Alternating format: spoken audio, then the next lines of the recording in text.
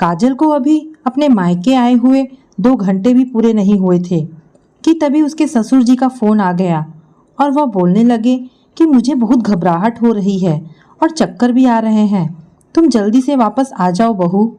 काजल इतना सुनते ही आनन फानन में घर पहुंची। काजल ने अपने ससुर जी से कहा कि चलिए आपको डॉक्टर के पास ले चलती हूँ।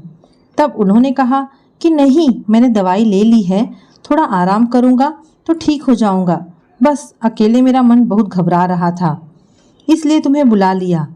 काजल ने कहा कोई बात नहीं बाबूजी, आप आराम कीजिए। काजल सोचने लगी वैसे तो बाबूजी हमेशा ठीक ही रहते हैं, लेकिन पता नहीं मेरे कहीं बाहर जाते ही इन्हें क्यों इतनी घबराहट होने लगती है, शायद अकेलेपन से घबरा जाते होंगे।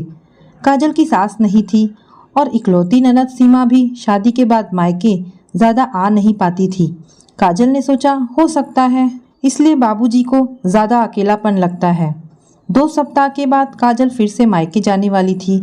उसके पिताजी की तबीयत थोड़ी खराब थी तो उसने सोचा मिलकर आ जाती हूँ। अब यह बात जैसे ही उसके ससुर जी को पता चली तो उन्हें तो भाई फिर से चक्कर आने लगे। काजल को थोड़ा अटपटा लगा।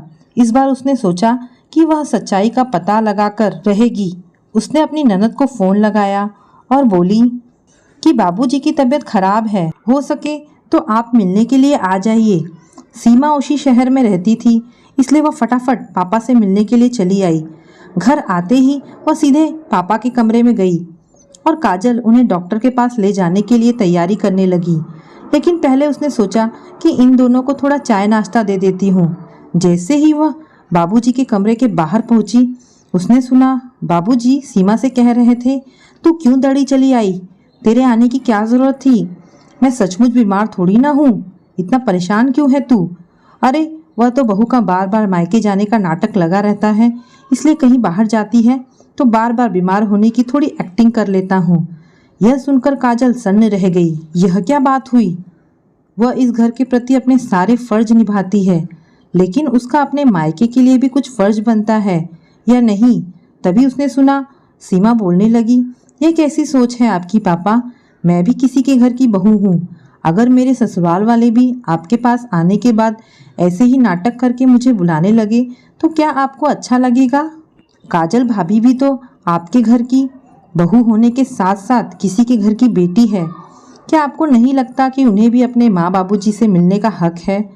आपकी तबीयत खराब होती है या आपके हर सुख दुख में भाभी ही आपका साथ देती है। मैं हर बार अपनी जिम्मेदारी छोड़कर नहीं आ पाती हूँ तो इस तरह बीमारी का झूठा नाटक करके भाभी को परेशान करना कहाँ तक सही है। सीमा की बातें सुनकर उस समय उसके पापा चुप हो गए। उन्होंने काजल को बुलाया और बोले अभी सीमा आ गई है तो तुम अपने पापा से मिलकर आ जाओ। काजल ने राहत की सांस ली। उसकी इतनी बड़ी समस्या समझदार ननद ने चुटकी में हल कर दी। उसने मन ही मन सीमा को धन्यवाद दिया और अपने मायके चल पड़ी। तो दोस्तों ये कहानी आपको कैसी लगी?